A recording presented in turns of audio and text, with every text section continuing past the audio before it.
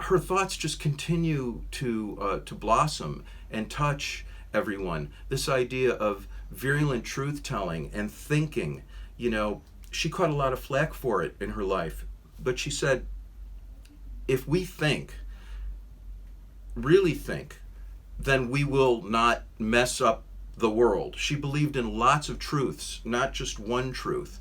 She saw a lot of danger coming from that. She, every time I turned a new page in her thinking, I say that Hannah's like, I used to have an ad in New York for this thing called the Roach Motel, and the line was, once you check in, once the roaches check in, they never check out.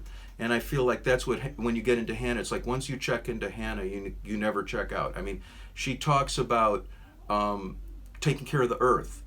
This is our only planet. We have to take care of it.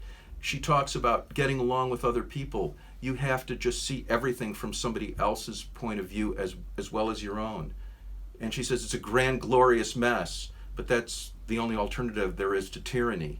Her thoughts on totalitarian government and taking over the press and challenging the freedom of thought are relevant. Her thoughts on how we come up with solutions in the internet age when everybody is yelling and talking and social mediating, and how do we make sense of that? Is there a public space in cyberspace? You know, so every time you turn poetry, you know, everybody that she dug, I dug. You know, Randall Jarrell, amazing. W.H. Auden, amazing. You know, on and on and on. And she was brave and she was flawed. So I think it shows that we can have heroes. And also, she was a woman, and you know,